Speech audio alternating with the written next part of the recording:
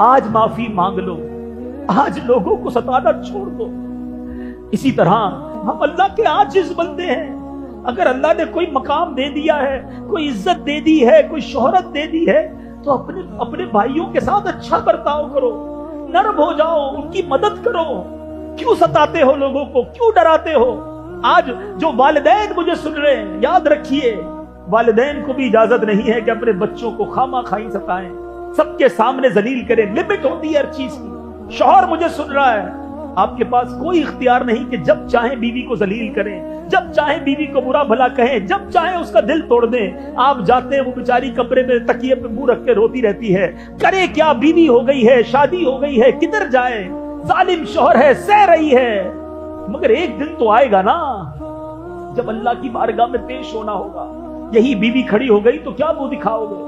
بچے ہی کھڑے ہو گئے اللہ کی بارگاہ میں کہ یا اللہ یہ باپ شراب پی کر روز آ کر ہمارے گھر میں گالیاں دیتا تھا، کدھر جاؤ گے؟ پڑوسی اگر کھڑے ہو گئے اللہ کی بارگاہ میں، کدھر جائیں گے؟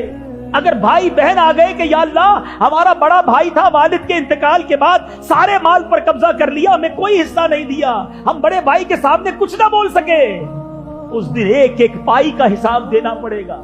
یہی بھائی بہن اللہ کی بارگاہ میں کھڑے ہو گئے تو کیا جواب دو گے؟ یہی پڑوسی کھڑے ہو گئے تو کیا جواب دو گے؟ آپ کا ملازم، غریب ملازم جس کو پتا ہے کہ سیٹ کو کچھ بھی سامنے جواب دوں گا تو نوکری سے نکال دے گا، بیچارہ سر جھکا کے گالیاں بھی سنتا ہے، غلطی نہیں ہوتی پھر بھی تم اس پر غصہ کرتے ہو، چھوٹی سی غلطی ہوتی ہے پھر بھی برا بھلا کہتے ہو۔ وہ غریب آدمی ہے، اسے پتا ہے کچھ بھی کہوں گا کہ صاحب میری غلطی نہیں ہے، اور گالیاں دے گا، زیادہ بولوں گا تو تھپڑ مار دے گا، نوکری چھوڑ نہیں سکتا، چھوٹے چھوٹے بچے ہیں۔ ارے وہ غریب آج اکیلا ہے، مگر کل رب کی بارگاہ میں رب اس کے ساتھ ہوگا۔ اے اپنے ملازموں کو ڈانٹنے والوں، اے اپنے ملازموں پر ظلم کرنے والوں، قیامت کے دن میں دوبارہ یہ حدیث پڑھتا ہوں، اللہ کے حبیب فرماتے ہیں جو اپنے بھائی کی طرف ڈرانے والی نظروں سے گورے، اللہ تعالیٰ اسے قیامت کے دن ڈرائے گا۔ اس دن کدھر جاؤ گے؟ کاش میں اور آپ اپنی زندگی کا یہ مقصد بنا لیں کہ میری ذات سے کسی کو تکلیف نہ پہنچے۔ مسلمانوں کو تکلیف دینے والے غور سے سنیں، اللہ تعالیٰ پارہ نمبر 30 سورہ البروج آیت نمبر 10 میں ارشاد فرماتا ہے ان الذین فتنوا المؤمنین والمؤمنات ثم لم يتوبوا فلهم عذاب جہنم ولهم عذاب الحریق۔ بے شک جنہوں نے ایذا دی، ایذا کہتے تکلیف کو، بے شک جنہوں نے تکلیف دی مسلمان مردوں اور مسلمان عورتوں کو پھر توبہ نہ کی تو ان کے لیے جہنم کا عذاب ہے اور ان کے لیے آگ کا عذاب ہے۔ تفسیر صراط الجنان میں مفتی قاسم صاحب اس آیت کریمہ کے تحت لکھتے ہیں بے شک وہ لوگ جنہوں نے مسلمان مردوں اور عورتوں کو اذیتیں دے کر آزمائش میں مبتلا کیا پھر اپنے اس عمل سے توبہ نہ کی تو ان کے لیے آخرت میں جہنم کا عذاب ہے اور ان کے لیے قبر میں بھی آگ کا عذاب ہے۔ کچھ لوگ کہتے ہیں یار میرا کوئی بگاڑ نہیں سکتا، میرا بڑا روب ہے، ہاں میرے خاندان میں میرے آگے کوئی بات نہیں کر سکتا، محلے میں میری ایسی بات ہے جو میں کہہ دوں وہ ہو جاتا ہے، میرے آفس میں میرا بڑا ہولڈ ہے، میں فلاں یونین کا بڑا ہوں، میں فلاں علاقے کا بڑا ہوں، میری جناب اپنے خاندان میں بڑی بات ہے۔ ٹھیک ہے آج آپ کے سامنے کوئی بولتا نہیں ہے، آپ جو کہتے ہیں مجبوراً لوگ کر لیتے ہیں، آپ انصاف کریں یا نا انصافی کریں لوگوں کو ماننا پڑتا ہے، مگر یہ آج ہے نا جب مرنے کے بعد اللہ کی بارگاہ میں جاؤ گے تو ان ظلموں کا کیا جواب دو گے، ان تکلیفوں کا کیا جواب دو گے، ان دل آزاریوں کا کیا جواب دو گے؟ بندہ کہتا ہے سامنے والا بس کچھ نہیں بگاڑ سکتا میرا کوئی۔ یاد رکھیے گا میٹھے اسلامی بھائی، اللہ کی لاٹھی کہتے ہیں نا بے آواز ہے، جب وہ حساب کرتا ہے تو بڑے بڑے سورماؤں کو ہم نے خاک پر لیٹے دیکھا، کبھی بڑا بول نہ بولنا، کبھی اترانا نہیں، کبھی تکبر نہ کرنا، لوگوں کے خیر خواہ بن جاؤ کہ لوگوں کی دعائیں تمہارے ساتھ ہوگی تو تمہارا بیڑا پار ہو جائے۔ زندگی کا ایک مقصد بنائیے اسلامی بھائیوں کہ میں نے لوگوں کی دعائیں لینی ہیں، لوگوں کی ہائے نہیں لینی۔ جو دعائیں لیتے ہیں نا وہ کامیاب ہو جاتے ہیں، اور جو لوگوں کی ہائے لیتے ہیں، لوگوں کی بد دعائیں لیتے ہیں، تھوڑے عرصے تک تو شاید اونچے رہتے ہیں، پھر ایسے برباد ہوتے ہیں کہ ان کا نام لینے والا بھی کوئی باقی نہیں بچتا۔ نبی پاک نے مسلمانوں کو تکلیف نہ دینے کے بارے میں حدیث پاک میں کیا ارشاد فرمایا؟ میرے آقا فرماتے ہیں तुम लोगों को अपने शर से महफूज रखो, ये एक सदका है जो तुम अपने नफ्स पर करोगे। यानी मैं अगर किसी को फायदा नहीं पहुंचा सकता तो कम से कम मेरी जात से किसी को तकलीफ तो ना पहुंचे ना। एक और जगह नबी पाक फरमाते हैं, क्या तुम जानते हो, साहबा से पूछा मुसलमान कौन है? साहबा किराम ने अर्ज की, अल्लाह पाक और उसका रसूल सल्लल्लाहु अलैहि वसल्लम ज्यादा जानते हैं। इरशाद फरमाया, मुसलमान वो है जिसकी जबान और हाथ से दूसरे मुसलमान महफूज रहे। इरशाद फरमाया, तुम जानते हो कि मोमिन कौन है? साहबा किराम ने अर्ज की, हुजूर अल्लाह पाक और उसका रसूल सल्लल्लाहु अलैहि वसल्लम बेहतर जानते हैं। इरशाद फरमाया, मोमिन वो है जिससे ईमान वाले अपनी जानों और मालों को महफूज समझें, और महाजिर वो है जो गुनाह को छोड़ दे और उससे बचे। अब सोचिए कि हमारी, मैंने वही शुरू में बात की ना कि मेरी जात से लोगों को अमन फील होता है, सुकून फील होता है, अपने आप को महफूज समझते हैं, या हमसे टेंशन में आ जाते हैं, हमसे तकलीफ में रहते हैं, डरते हैं लोग। नहीं मेरे मीठे इस्लामी भाइयों, उससे बुरा मुसलमान कौन है कि जिससे मुसलमान डरता हो? बात करने में डरे, कारोबार करने में डरे, पैसे देने में डरे, रिश्तेदारी करने में डरे, वो कैसा मुसलमान है? अल्लाह के हबीब सल्लल्लाहु अलैहि वसल्लम के फरामीन सुनिए, मेरे आका अलैहिस्सलाम क्या फरमाते हैं। अल्लाह के हबीब ने फरमाया, जैसा कि अभी हमने सुना कि मुसलमान वो है जिसकी जबान और हाथ से दूसरा मुसलमान महफूज रहे। एक जगह मेरे आका फरमाते हैं, हर मुसलमान का खून, माल और इज्जत दूसरे मुसलमान पर हराम है। किसी का माल नहीं ले सकते, किसी की इज्जत नहीं, किसी का खून कैसे बहा सकते हैं? ये हराम है कि हमारी वजह से किसी मुसलमान को तकलीफ ना हो। और मुसलमान को तकलीफ देना ये कोई छोटा मामला नहीं, ये कोई छोटा जुर्म नहीं है मीठे इस्लामी भाइयों। देखिए याद रखिएगा, जिंदगी में हम पर दो बड़े हुकूक हैं। एक है हुकूकुल्लाह, अल्लाह का हक। अल्लाह का हक क्या है? हम नमाज पढ़ें, हम रोजा रखें, हम तिलावत करें, हम ज़कात दें, हम जनाब अल्लाह तबारक व तआला की नाफरमानी ना करें। ठीक है, ये हम में से बहुत सारे यहाँ चेहरे ऐसे नजर आ रहे हैं, मेरा हुस्न ज़न है कि हुकूकुल्लाह में बड़ी कोशिश करते हैं, नमाजें पढ़ते हैं, रोजे रखते हैं, जिक्र अस्कार करते हैं, ठीक है ना, अल्लाह की नाफरमानी से बचते हैं। बहुत अच्छी बात है, बिल्कुल बचना चाहिए। मगर एक बड़ा हमारी जिंदगी का जो चैप्टर है ना, वो है हुकूकुल इबाद, बंदों के हुकूक। और याद रखिएगा, हुकूकुल्लाह से ज्यादा सेंसिटिव, हसास और मुश्किल मामला जो है वो हुकूकुल इबाद का है। क्योंकि अल्लाह नाराज हो जाए ना, वो बड़ा करीम है, वो राजी भी हो जाता है, वो माफ भी कर देता है। कोई बंदा सारी जिंदगी नमाज ना पढ़े, कई साल रोजे ना रखे और रो रो कर रब से माफी मांगे, अल्लाह एक तौबा कबूल फरमा ले, उसके सारे गुनाह माफ फरमा देता है। करीम है ना, रहीम है। मगर उसी का एक अंदाज है, उसी की मशीयत है कि अगर बंदा किसी बंदे को सताए, अगर बंदा किसी बंदे के हक मार ले, उसकी किसी मखलूक पर जुल्म कर दे, तो अब जब तक बंदा माफ नहीं करेगा तब तक रब भी माफ नहीं करेगा। नमाजों में बड़े पूरे हैं, रोजे भी रखते हैं, हज भी करते हैं, उम्रे भी करते हैं, तिलावत भी करते हैं, जिक्र अस्कार भी करते हैं। बहुत सारे ऐसे होंगे जो मदनी काम भी करते होंगे, बहुत अच्छी बात है। कोई खुदा ना खास्ता ये ना समझे कि ये नहीं करना चाहिए, जरूर करना चाहिए। मगर नमाजें भी पढ़नी है और लोगों को सताना भी नहीं है। रोजे पूरे रखने हैं मगर किसी का माल दबाना भी नहीं है। ज़कात पूरी देनी है मगर किसी का हक दबाकर नहीं देनी है।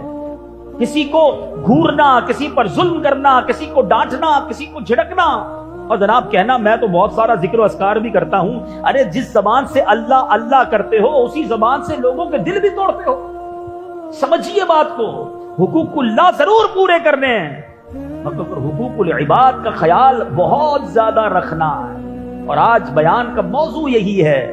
मैं और आप आज बयान में ये चेक करेंगे कि मेरी जात, हर बंदा यहां सोचे जो भी मुझे सुन रहे हैं, कि मेरी जात लोगों के लिए राहत का बाइस है, कंफर्ट का बाइस है, आसानी का बाइस है, या मेरी जात लोगों के लिए तकलीफ का बाइस है।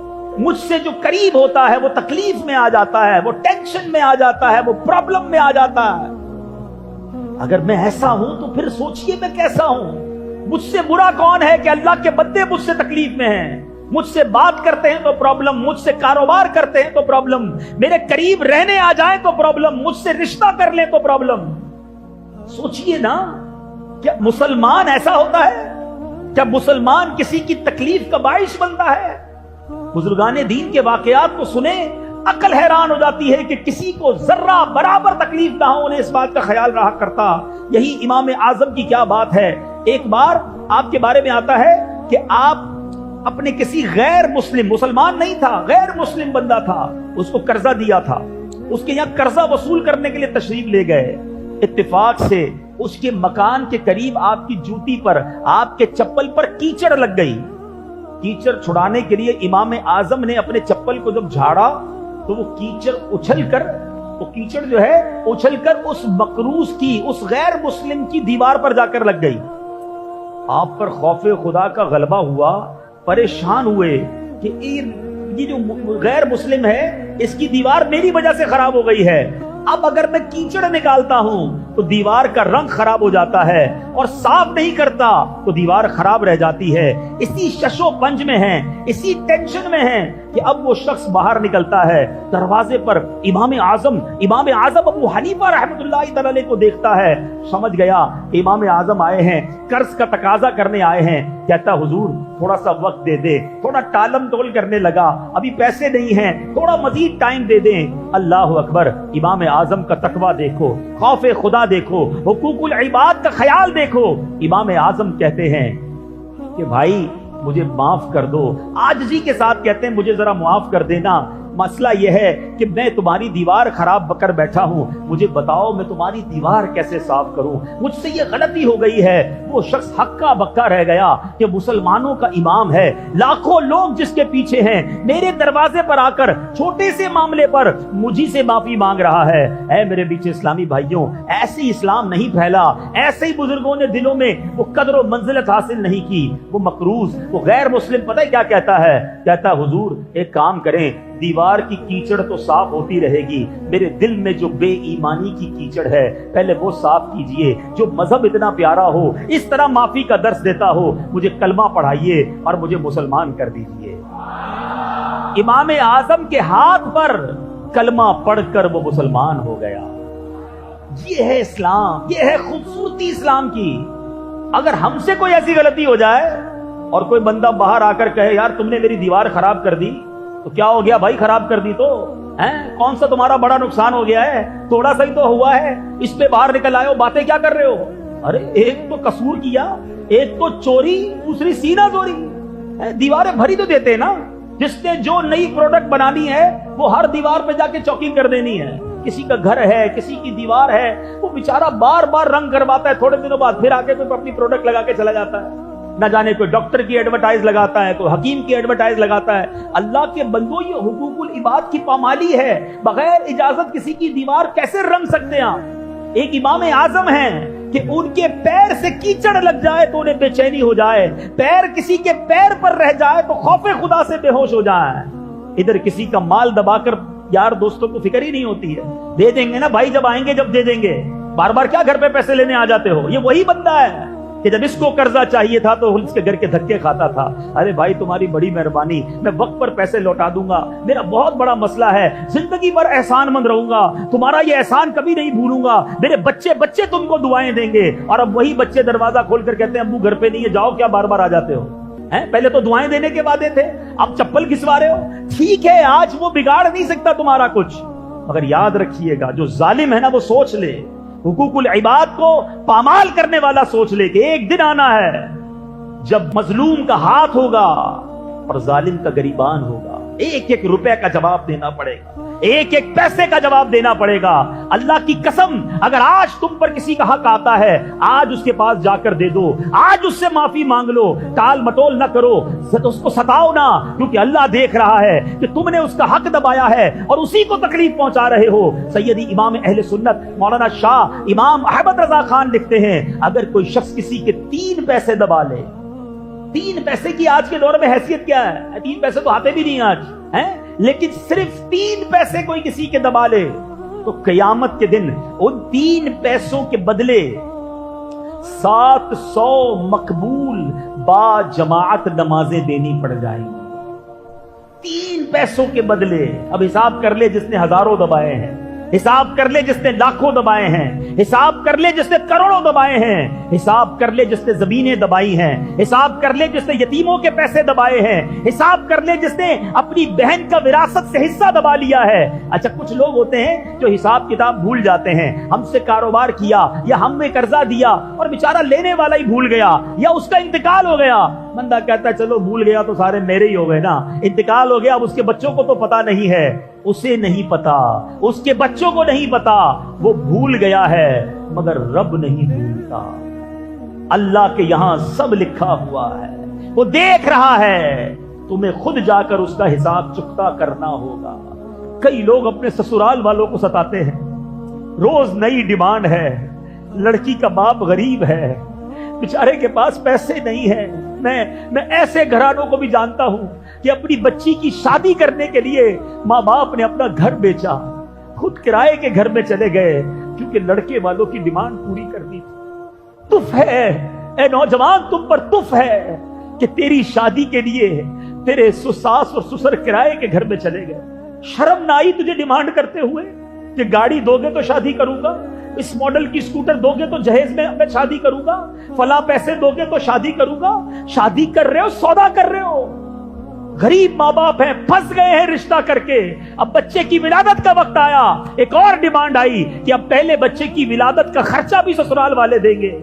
अरे उनको अपने खाने पीने के लाले हैं, दूसरी बच्ची की शादी करनी है, मगर पहले दामाद की और पहले ससुराल वालों की डिमांड ही खत्म नहीं हो रही है। अगर मुझे कोई ससुर सुन रहा है, लड़के का बाप सुन रहा है, लड़की की माँ सुन रही है, आज तुम डिमांड करके सामने वालों को तकलीफ पहुंचा रहे हो, रिश्वत है। उलमा कहते हैं इस तरह की डिमांड करना रिश्वत हराम है। वो बेचारे मजबूर हैं, कभी कर्जा लेते हैं। भाई क्यों कर्जा ले रहे हो? वो दामाद को ईद का जोड़ा देना है। अरे अब क्यों कर्जा ले रहे हो? अरे भाई वो बेटी के सर को उम्रे पर जा रहे हैं तो कुछ तोहफा लेकर देना है। शर्म नहीं आती कि सामने वाले कर्जे में डूबे जा रहे हैं और तुम रोज नई डिमांड करते हो, तुम्हारी डिमांडें ही खत्म नहीं होती हैं। क्या जवाब दोगे अल्लाह की बारगाह में? क्या तुम्हें मरना नहीं है? खुदारा नौजवानों से मैं कहूंगा, अगर आपके माँ बाप की डिमांडें हैं, खड़े हो जाएं अपने माँ बाप की बारगाह में, हाथ जोड़कर कहे कि मुझे कुछ नहीं चाहिए अपने ससुराल वालों से। वो गरीब लोगों पर क्यों इतना प्रेशर डालते हो? अगर किसी के यहाँ बेटियां आ गई हैं तो वो बेचारा क्या मर जाए, अपने गुर्दे बेचे, करे क्या अपनी बच्चियों के शादियों के लिए? आज लोग हैं कि इनकी डिमांडें खत्म नहीं होती है। खुदारा ना करो ऐसा। फिर हदीस सुनाता हूं, मन आजा मुस्लिमन, याद रखो मेरे आका कहते जिसने किसी मुसलमान को तकलीफ दी, उस मुसलमान में तुम्हारा ससुर भी है, तुम्हारी सास भी है, तुम्हारी बच्चों की अम्मी भी है।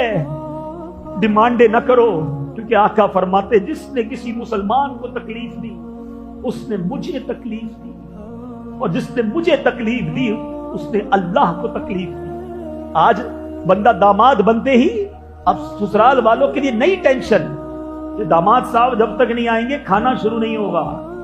खाना सबसे पहले इनको देना है, गरम गरम देना है, ज्यादा देना है, वरना बाद में कहेंगे ससुराल वालों ने ख्याल नहीं रखा है। 2 बंदे एक्स्ट्रा दावत पे ड्यूटी लगाई जाती है।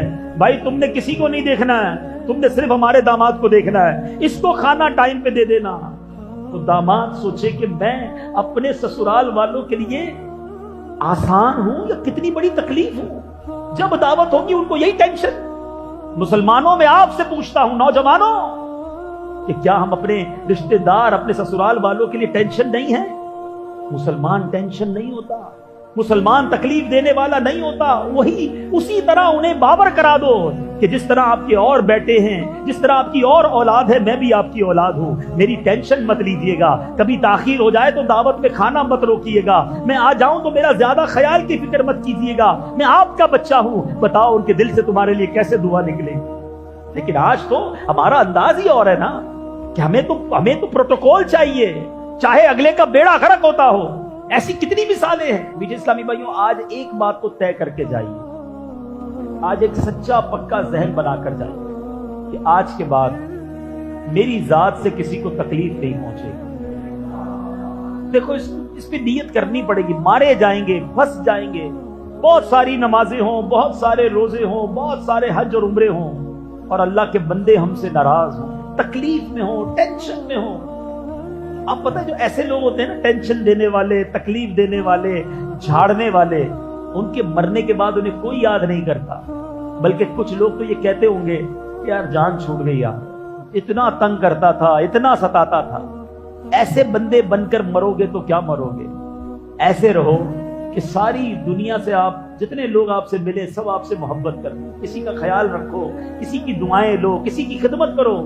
دنیا سے جائیں تو لوگ ہاتھ اٹھا کر دعا کریں کہ یا اللہ بڑا مہربان بندہ تھا, بڑا خیال رکھنے والا تھا, ہماری بڑی خدمت کرتا تھا, اے اللہ اس کی مغفرت فرما. پیچھے لوگوں کی دعائیں تو ملے نا. سوچئے کہ کیسی لائف ہم گزار رہے ہیں. ہمارے دنیا سے جانے کے بعد لوگوں کو تکلیف ہوگی یا راحت ہوگی؟ بزرگان دین بڑی پیاری بات کرتے ہیں. بندہ جب دنیا میں آتا ہے نا, بچہ روتا ہوا آتا ہے نا, جب بچہ روتا ہے تو لوگ ہنستے ہیں. فرماتے دنیا میں آتے ہو تو تم رو رہے ہوتے ہو اور لوگ ہنس رہے ہوتے ہیں, مگر دنیا سے ایسے جانا کہ تمہارے چہرے پہ مسکراہٹ اور لوگوں کی آنکھوں میں آنسو. کیا بندہ تھا جو چلا گیا, کیسا شخص تھا ہمارا مہربان, ہمارا خیال رکھنے والا, جب ملتے دعائیں دیتا, جب ملتے حوصلہ بڑھ جاتا تھا. مگر کیا ایسی زندگی ہم گزار رہے ہیں؟ سوچنے والی بات. تو آج غور کر لیجئے کہ میں اپنے رشتہ داروں کے لیے, اپنی فیملی کے لیے, اپنے پڑوسیوں کے لیے, اپنے دوستوں کے لیے, مسجد میں آتا ہوں تو نمازیوں کے لیے, دعوت اسلامی کا کام کرتا ہوں تو اپنے ساتھ مدنی کام کرنے والوں کے لیے میں ٹینشن ہوں. یہ میری وجہ سے انہیں سکون ہے. چیک کیجئے اپنے آپ کو. اور اگر واقعی آپ کو یہ احساس ہے کہ واقعی یار میری وجہ سے لوگ ہیں بڑی ٹینشن میں, تو اپنے انداز کو بدلیے, آسان ہو جائیے, نرم ہو جائیے, تکلیف دینے والے نہ بنیے. بس آج پکی سچی نیت کر لو کہ اللہ کا کوئی بندہ, کوئی بندی, کوئی انسان مجھ سے ناراض نہیں ہوگا. میں ناراض نہیں کروں گا, میں تکلیف نہیں دوں گا, اور اگر دے چکا ہوں تکلیف تو معافی مانگ لوں گا, راضی کر لوں گا, کیونکہ ادھر راضی کرنا آسان ہے, ادھر مارے جائیں گے. اب میں آپ کو 2-3 ایگزامپلز بتاتا ہوں. ہو سکتا ہے ابھی بھی کسی کے ذہن میں آ رہا ہو کہ یار میں تو تکلیف نہیں پہنچاتا, میں تو کسی کو, مسلمان کو پریشان نہیں کرتا. اصل میں یہ بھی بڑا مسئلہ ہے کہ جو تکلیف پہنچانے والے ان کو لگتا ہے میں تو کرتا ہی کچھ نہیں. ان کو کون بتائے, اتنی ہمت بھی نہیں ہوتی ہے کسی کی کہ وہ آپ کو بتا سکے کہ حضرت آپ کی جو بات کرنے کا اسٹائل ہے نا وہ ہمارا دل کرچی کرچی کر دیتا ہے, آپ کا یہ جو طنز کرنے کا انداز ہے نا یہ ہمیں بہت برا لگتا ہے. یہ بھی ہمت نہیں ہوتی ہے. کس کی مجال ہے کہ جو تجھ کو بتا سکے؟ ہمت ہی نہیں ہوتی, کیونکہ اب یہ بتائیں گے تو اور برا بھلا کہیں گے, اور ستائیں گے, اور ڈانٹیں گے. سوچئے آپ, ایسے کئی شوہر ہیں کہ بیوی 3 دن تک انتظار کرتی ہے کہ شوہر کا موڈ ٹھیک ہو جائے پھر بات کرو. ایسے شوہر کس کا؟ ایسا شوہر اگر میں ہوں تو کیسا ہوں خود سوچئے نا. اتنا خوف گھر میں, اولاد باپ سے بات کرنے کے لیے انتظار کر رہی ہوتی ہے کہ کب والد کا موڈ ٹھیک ہو جائے پھر بات کرے, ورنہ ابھی بات کرنی ہے تو گالیاں ہی پڑنی ہیں. یہ باپ اپنے بارے میں سوچے میں کتنا برا انسان ہوں. اسی طرح سیٹ سے اب نوکر بات کرنے میں کئی دن تک سوچتا ہے کہ یار آج صاحب کا موڈ ٹھیک نہیں ہے, آج بات نہیں کرنا ورنہ خیر نہیں ہے. اور یہ کہہ بھی نہیں سکتا کہ حضرت آپ کے موڈ کی وجہ سے بات نہیں کر رہا ہوں. اتنی ہمت تو نہیں کرے گا نا کوئی. تو ایک یہ بھی پرابلم ہے کہ جس کا مزاج ایسا ہے, تنگ کرنے والا, ڈانٹنے والا, جھاڑنے والا, اس کو سمجھا بھی کوئی نہیں سکتا, اور وہ بھی سمجھ رہا ہوتا ہے میں تو بالکل ٹھیک ہوں, آئی ایم اوکے. نہیں جناب, آپ اوکے نہیں ہیں. آپ سے بڑی تکلیف ہے, آپ سے بڑی ٹینشن ہے, مگر پرابلم یہ ہے کہ یہ تکلیف بتانے کے لیے بھی کسی میں ہمت نہیں ہے. خدا را خود اپنے آپ کو چیک کرنا ہوگا کہ میں کہیں گھر میں داخل ہوتا ہوں, لوگ مسکراتے مسکراتے چپ تو نہیں ہو جاتے؟ مسکراہٹیں ختم ہو جاتی ہیں کسی کے گھر میں داخل ہونے سے. اچھا خاصا لوگ ریلیکس ہوتے ہیں, گھر میں داخل ہوتے ہی سب پہ ٹینشن, ایمرجنسی تاری. اب بندہ خود سوچ لے کہ میں گھر کا فرد ہوں یا پولیس انسپیکٹر ہوں. گھر میں جاتے ہی سب ٹینشن میں آ گئے, جلدی کھانا لگاؤ ورنہ خیر نہیں ہے, کپڑے استری کر دو ورنہ ابو نے چھوڑنا نہیں ہے, جلدی جوتے پالش کرو ورنہ بڑے بھائی نے ناراض ہو جانا ہے. ارے بڑا بھائی ہے, والد ہے, یا کوئی پولیس انسپیکٹر ہے, اپنے بارے میں سوچیں کہ میں جدھر جاتا ہوں لوگوں پر خوف طاری ہو جاتا ہے, وہ انسان اچھا نہیں ہے. آپ جدھر جائیں لوگوں کے چہروں پر مسکراہٹ آ جائے, کمفرٹ ہو جائے, آسانی محسوس ہو. گھر والے کہے ابو آ گئے, بھائی آ گیا ہے, ماں کہے میرا بیٹا آ گیا, ادھر تو ساری ٹینشن میں ہوتے ہیں. اپنے آپ کو چیک کیجیے. اور اب میں 2-3 ایگزامپل دے کر بیان کو ختم کرتا ہوں. مثال کے طور پہ, اب عادت ہے نا کسی کے گھر گئے اور وہاں جا کر جناب کسی نے دعوت پر بلایا. ایک تو اس نے مہربانی کی, ہمیں بلایا, ہم کیا بنے؟ مہمان. مہمان کے آداب ہیں کہ جدھر بٹھائے ادھر بیٹھ جائیں، گھر میں کھانے میں عیب نہ نکالے، فرمائشیں نہ کرے، مگر ادھر ایسے مہمان ہیں کہ ان کو مہمان بنا لے، اب اپنی خیر نہیں ہے، کیونکہ گھر میں جاتی انہوں نے شروع ہو جانا ہے، یار ابھی تک وہی پرانے ہی صوفے ہیں، میں 5 سال پہلے آیا تھا تب بھی تم نے کلر کرنے کا کہا تھا، ابھی تک کلر نہیں کروایا، یار پنکھا تو دیکھو تمہارا کتنی آواز کر رہا ہے، باہر میں نے موٹر سائیکل کھڑی دیکھی ابھی تک وہی پھٹیچر موٹر سائیکل لے کے رکھی ہے۔ ارے بھائی بندہ بولے میں نے آپ کو کھانے کے لیے بلایا ہے، اپنے گھر کا انسپیکشن کے لیے نہیں بلایا۔ اچھا اب جب کھانا آیا تو نہیں یار میں تو چاول نہیں کھاتا، اب صاحب کے لیے روٹی ڈھونڈ کے لاؤ، میں تندور کی روٹی سے پرہیز کرتا ہوں، سلائس کھاتا ہوں، اب سلائس گھر میں نہیں ہے، اس کے لیے سلائس لے کر آؤ، میں اچھا کولڈ ڈرنک کا انتظام نہیں ہے مگر پہلے ہی کہہ دیا میں تو ڈائٹ بوتل پیتا ہوں، چلو بھائی اب وہ شرمندہ بھگا رہا ہے کسی کو ڈائٹ بوتل، حالانکہ ہونا یہ چاہیے کہ جو دسترخوان پر آ گیا اس کے سوا کچھ نہ منگوائے، ہو سکتا ہے وہ گھر میں نہ ہو۔ ایک بار مجھے یاد ہے ایک صاحب نے، ہم کھانے پر بیٹھے تو میزبان سے کہا کہ ٹیشو پیپر لائیے گا، اچھا ہر بندہ سمجھتا ہے ہر گھر میں ٹیشو ہوگا، نہیں ہوتا، اس بیچارے نے شرم کے مارے باہر گیا، بچے کو پیسے نہیں، بیٹا جاؤ بھاگ کے جلدی سے ٹیشو پیپر لے کر آؤ۔ اب سوچیے آپ کی چھوٹی سی فرمائش نے اس کو شرمندہ کر دیا، یہ نہیں ہونا چاہیے۔ جو دسترخوان پر اگر پسند ہے تو کھا لیجیے، اگر آپ کا مزاج نہیں ہے، نبی پاک علیہ الصلوۃ والسلام کا انداز یہ ہوتا کہ کھانا پسند نہ ہوتا تو ہاتھ روک لیتے، عیب نہ نکالتے، لیکن آج کسی کو مہمان بنا لے، وہ مہمان میزبان کے لیے ٹینشن بن جاتا ہے، ایسا کیوں؟ حالانکہ یہاں تک لکھا کہ آپ کو جدھر بٹھائے ادھر بیٹھے، میزبان جہاں کہے نا حضور آپ اس صوفے پہ بیٹھ جائیں، ادھر ہی بیٹھ جائیں، بندہ کہہ نہیں ہے ذرا میں ادھر بیٹھوں گا، کیا پتا اس کو وہاں نہ بٹھانا ہو، آپ کو وہاں بیٹھیں گے تو گھر کی بے پردگی ہونی ہو، وہ صوفے کا کور ہی پھٹا ہوا ہو، اس بیچارے نے اوپر چادر رکھی ہو، اپنا عیب چھپایا ہو، مگر آپ جا کر وہاں بیٹھ رہے ہیں۔ اپنی عادت بنائیں۔ اب بتائیے ہے بڑی باریک سی بات، مگر کیا ہم کسی کے مہمان بنتے وقت یہ خیال کرتے کہ اس کو ٹینشن نہ ہو؟ کوئی ڈیمانڈ نہیں ہونی چاہیے بالکل، اور آخر میں دعائیں دے کر آئے، عیب نکال کے نہ آئے۔ پرابلم یہ کچھ لوگوں کا کام ہی عیب نکالنا ہے، ان سے ہاتھ ملاؤ تو ایسا لگتا ہے کانٹا چبو دیتے ہیں، بندہ بولے نہیں ہاتھ ملاتا تو اچھا تھا یار، جب ملتے ہیں کوئی نہ کوئی طنز، کوئی نہ کوئی، کبھی امامہ نہ پہنو تو کہتے ہیں آج امامہ نہیں پہنا، کبھی امامہ پہنو تو یہ والے رنگ کا کیوں پہنا ہے، یار تم مسکراتے نہیں ہو، زیادہ مسکرائے تو ہر وقت مسکراتے رہتے ہو، بندہ بولے کروں کیا اس کے سامنے، اتنی ٹینشن، تو ایسے نہ بنے۔ کیا لوگوں میں خوبیاں نہیں ہوتی؟ ایک مثال بڑی پیاری ہمارے نگران شورا دیتے ہیں، 2 قسم کی مکھی ہوتی ہے، یاد رکھیے گا، ایک ہوتی ہے گھریلو مکھی اور ایک ہوتی ہے شہد کی مکھی، ٹھیک ہے نا؟ گھر میں بھی مکھیاں ہوتی ہیں، گھر کی مکھی کہاں بیٹھتی ہے؟ گھر کی مکھی ڈھونڈ کر گندگی پر بیٹھے گی، جدھر کچرا پڑا ہوگا نا، گھر کی مکھی ہاؤس فلائی ادھر ہی جا کے بیٹھے گی۔ آپ کا کبھی جسم میں کہیں زخم لگ جائے، وہ زخم پہ آ کر مکھی بیٹھے گی، گندگی پر ہی مکھی بیٹھے گی۔ اور شہد کی مکھی کہاں بیٹھتی ہے؟ پھولوں پہ جا کے۔ آپ بنے شہد کی مکھی، جس میں جو خوبی ہے اس کو بیان کریں، لوگ آپ سے خوش ہوں گے، یار آپ ماشاءاللہ بیان بڑا اچھا کریں، آپ مسکراتے بڑا اچھا ہیں، آپ کا امامہ بڑا پیارا ہے، یار آپ ماشاءاللہ میں نے دیکھا پابندی سے مسجد میں آتے ہیں، خوش ہوگا نا انسان، تعریف کرو گے تو۔ مسجد میں 5 وقت آتا ہے، اس کو کہیں گے لیٹ کیوں آتے ہو یار، ٹائم پہ آیا کرو، ارے آ تو رہا ہے، اس میں بھی تمہیں پرابلم ہے، یعنی طنز ہی کرنا ہے، عیب ہی نکالنا ہے، تو پرابلم تمہارے اندر ہے کہ تمہیں نظر ہی عیب آتا ہے، تمہیں کوئی خوبی نظر نہیں آتی، اپنا علاج کرواؤ۔ لیکن آج پتہ ہی نہیں ہوتا، بس میں جاتے ہیں تو کسی مسافر کو تکلیف دے کر آ جاتے ہیں، کنڈکٹر سے لڑائی کر کے آ جاتے ہیں، کنڈکٹر اگر مجھے سن رہا ہے تو وہ مسافر کو برا بھلا کہہ رہا ہوتا ہے، مسافر کو تکلیف پہنچا دیتا ہے۔ ہر بندہ سوچے، اگر کوئی پولیس والا بیٹھا ہے، پولیس والا نہ جانے روزانہ کتنوں کو تکلیف دیتا ہے، اسی طرح ہمیں اگر کوئی پولیس والا روک لے، چاہے غلطی ہماری ہے، ہم اس سے کس انداز میں بات کرتے ہیں، کس لہجے میں بات کرتے ہیں، کیا وہ انسان نہیں ہے؟ کیا ہمارے پاس یہ اختیار ہے کہ جتنی گالیاں دینا ہے دے دو، جتنا برا بھلا کہنا ہے کہہ دو؟ غور کرتے جائیں، دکاندار گاہک کو تکلیف دے رہا ہے، گاہک دکاندار کو تکلیف دے رہا ہے، استاد شاگرد کو ذلیل کرتا ہے، شاگرد استاد کے بارے میں برا بھلا کہہ رہا ہے۔ آج کسی کو یہ احساس ہی نہیں ہے کہ نہ جانے روزانہ میں کتنے مسلمانوں کو تکلیف دے رہا ہوں۔ دوبارہ حدیث دہراتا ہوں، من آذا مسلمن، جس نے کسی مسلمان کو تکلیف دی، میرے آقا فرماتے ہیں اس نے مجھے تکلیف دی، اور جس نے مجھے تکلیف دی اس نے اللہ کو تکلیف دی۔